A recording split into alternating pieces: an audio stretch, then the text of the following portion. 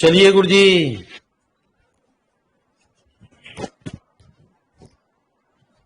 करें मालिक स्टार्ट। आइए,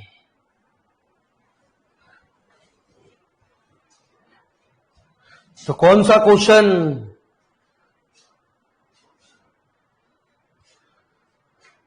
अरे क्वेश्चन नंबर, गुड इवनिंग बच्चों।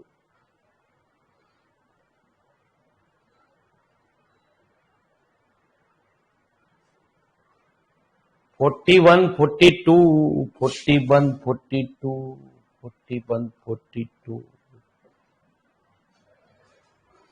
चलिए साहब,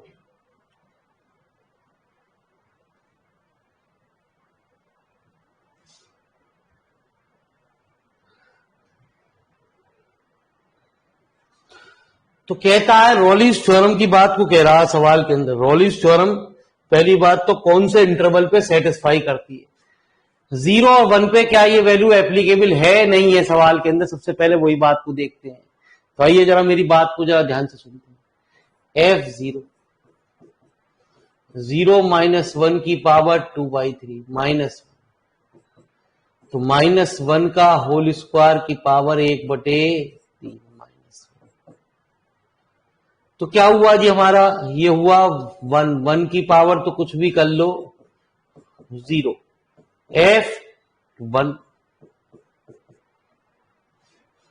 F1 F1 कितना गुरु जी? 1 माइनस 1 की पावर 2/3, तो 0 माइनस। तो मालिक साहब जहां जहां 0 है वहां ये वैल्यू बराबर होगी नहीं किसी भी हालत में। ठीक है, ये वाला भी वैल्यू नहीं होगी, ये वाली वैल्यू भी नहीं होगी, ये वाली भी वैल्यू। अब ये तो नॉट एप्लीकेबल कह रहा।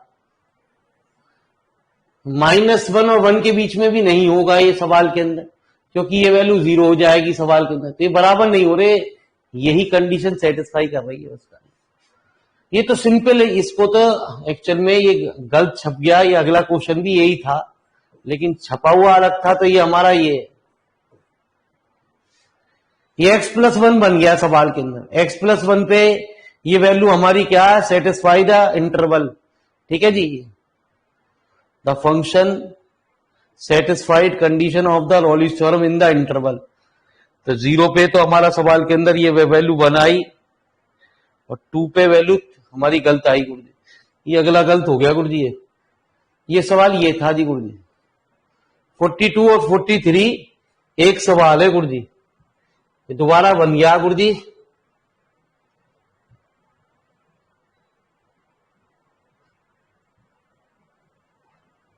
फोर्टी टू और 43 एक जैसे क्वेश्चन है। ये होगा जी सही आपका।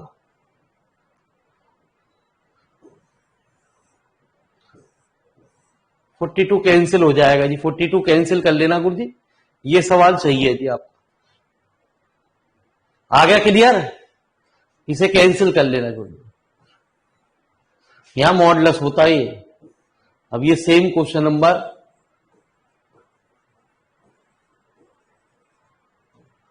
43 बन गया गुरु जी।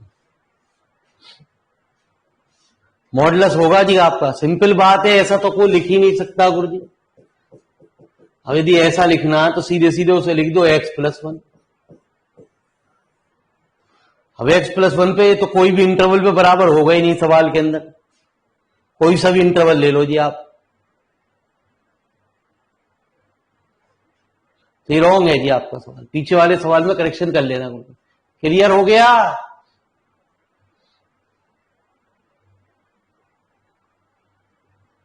अरे क्लियर है?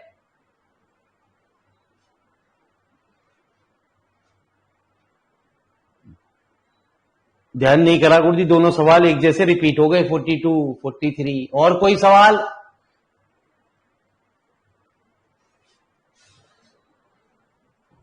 अरे और कोई सवाल गुरु जी?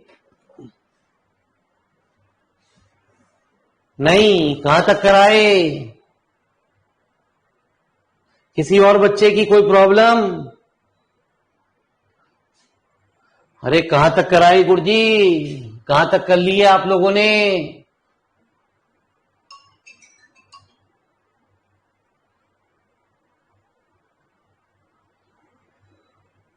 अरे बता दो कहां तक कर लिए गुरुजी? 49 तक हो गए। चलिए सर, चलिए सर।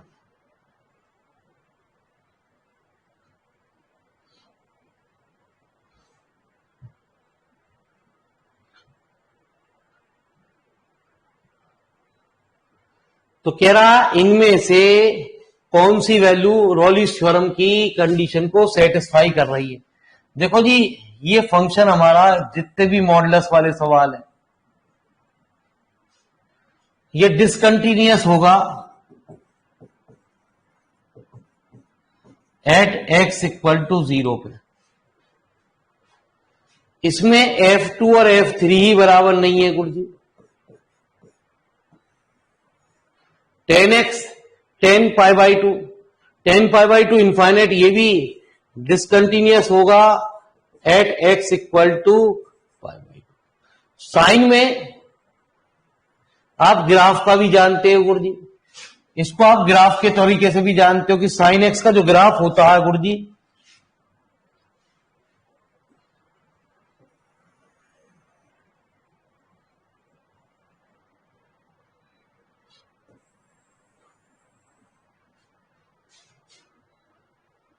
ठीक है जी, साइन एक्स का जो ग्राफ होता है गुरुजी वो कुछ ऐसा चलता है गुरुजी। यहां पे x इक्वल टू 0 होता है, यहां पे x equal to pi by 2 होता है, यहां पे x इक्वल टू पाई। तो यहां पे कहीं भी 0 से पाई के बीच में कोई भी टर्निंग पॉइंट नहीं है। टर्निंग पॉइंट समझिए, टर्निंग पॉइंट निकल आएगा गुरुजी, नो टर्निंग पॉइंट।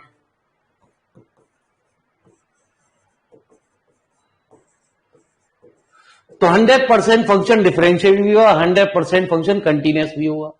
y बराबर x वाला आप ये जानते भी हो जी, जो x मॉडुलस होता है गुरुजी वो x इक्वल टू 0 पे टर्निंग पॉइंट रखता है, तो ये नॉट डिफरेंशिएबल भी होता है गुरुजी।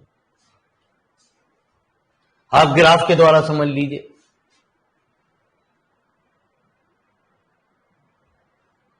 (49) ऑल्सो एक्सप्लेन। चलो जी गुरुजी 49 ऑल्सो एक्सप्लेन करते हैं। ये लिख लिया है, नोट कर लिया गुरुजी?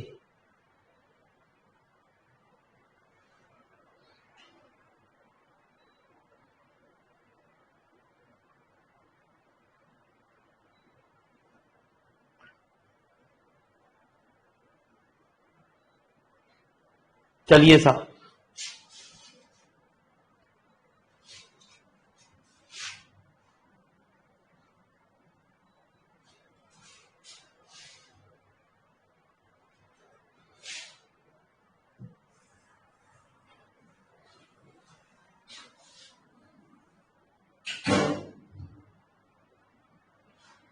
तो कह रहा है सवाल के अंदर मैंने क्या बताया, ये पावर टाइप के फंक्शन है गुरुजी।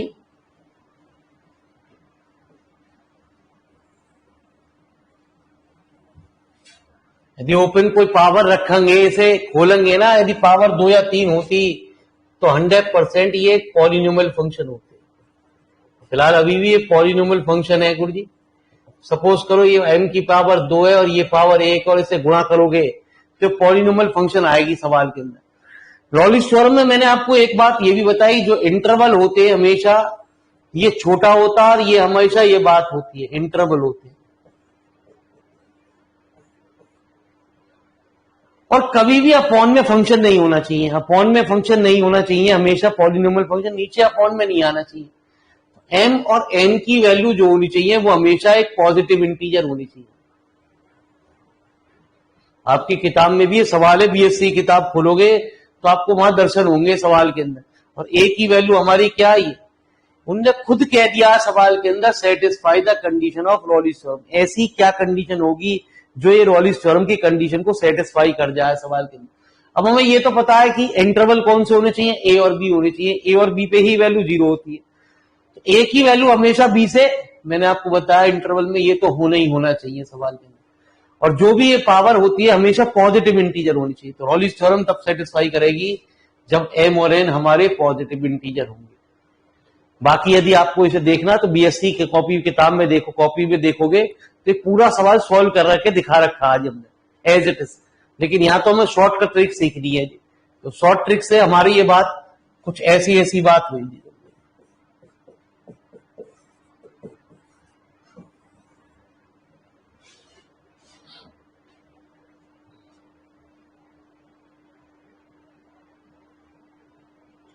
चले जी आगे बढ़े गुरु जी, आज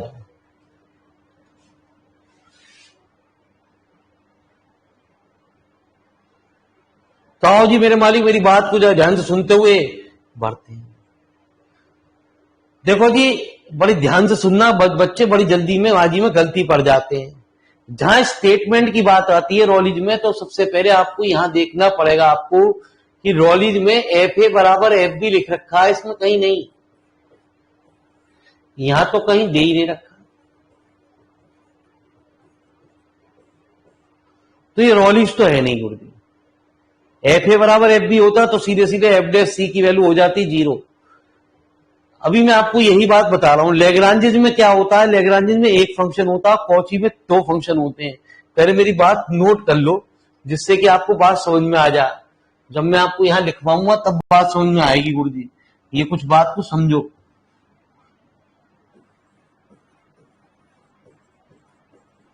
लेग्रांजेज मीन वैल्यू थ्योरम कहलाती दोनों ही मीन वैल्यू थ्योरम है जी।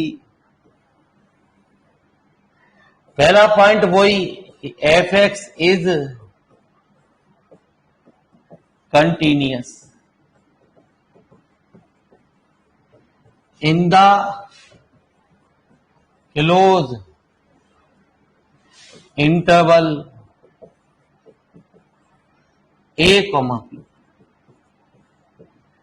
दूसरा point F X is differentiable in the open interval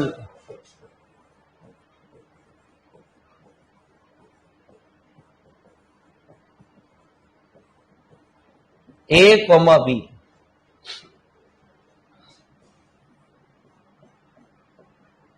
तीसरा पॉइंट, यहां एफ ए बराबर एफ बी नहीं होता। तीसरा पॉइंट वैसे ये कहता then there exist at least one value of X से C lies in the open interval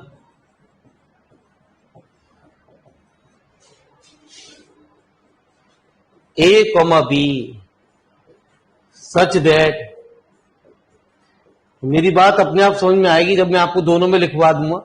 Cauchy पे न्यूमेरिकल कम ही पूछे जाते हैं गुरुजी, लेकिन मैं वो लिखवा रहा हूं गुरुजी। क्या अंतर है गुरुजी, वो अपने आप ही आपको समझ में आ जाएगा। बाकी साहब टाइप के न्यूमेरिकल आपको दे रखे हैं,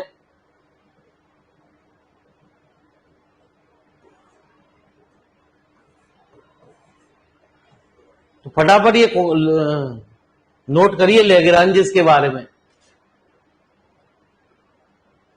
लेग्रांजेस में बात नोट करिए सवाल के अंदर।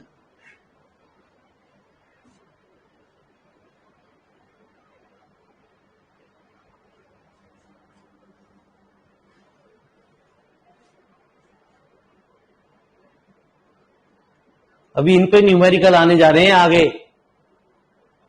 हमेशा पहले डिफरेंशियबिलिटी देखते हैं सवाल के अंदर। यदि ग्राफ के द्वारा हमारी बात पता चल जाए तो हमें कंटिन्यूटी और डिफरेंशियबिलिटी दोनों चीज एक साथ दिख जाती।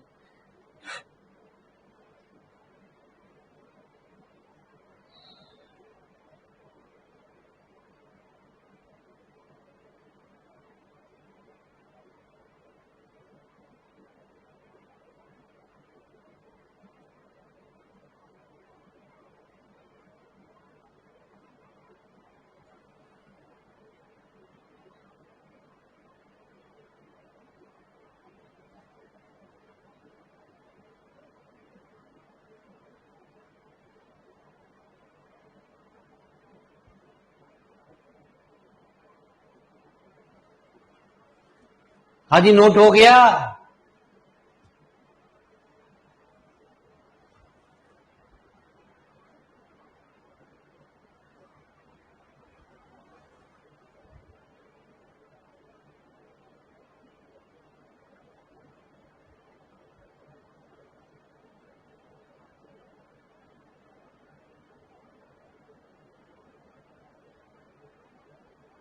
चलिए साहब, अब आइए मेरी बात को जरा ध्यान से सुने गुरु जी।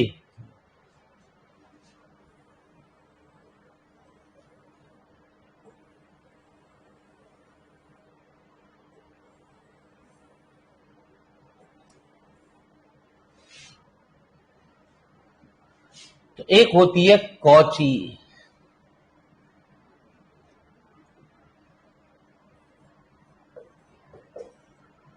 इसमें क्या होता, दोनों के दोनों f x and g x दोनों कहलाती मीन वैल्यू थ्योरम है।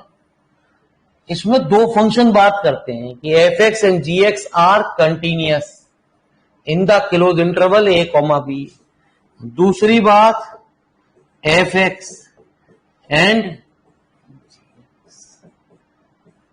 Are differentiable in the open interval A comma B.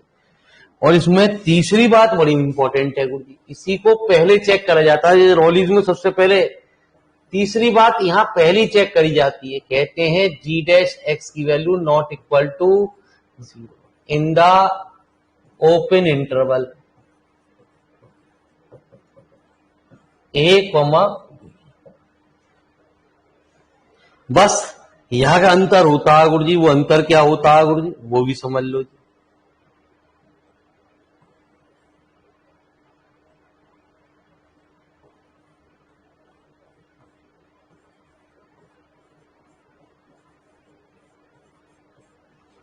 ये अंतर होता है गुरु जी आपका।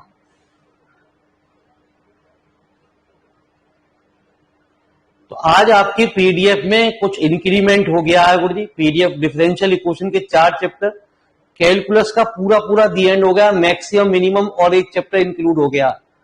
डिफरेंशियल कैलकुलस को 11 चैप्टरों में मैंने डिवाइड कर दिया है गुरु जी, जो आपके अकॉर्डिंग टू सिलेबस। अब सिलेबस भी आपको मैं पर्सनल सेंड कर दूंगा, आप पीजीटी का एक सिलेबस देख लें कि सर ने कुछ छोड़ा तो नहीं है गुरु जी। सीक्वेंशियल वाइज चल रहे हैं, इंट्रीगल, फिर उसके बाद ये डिफरेंशियल इक्वेशन के भी 4 चैप्टर मैंने आज आपको कर दिए। इंट्रीगल भी आपकी आने जा रही है जी थोड़े दिन में ही, तो लिखो जी फटाफट गुरु जी।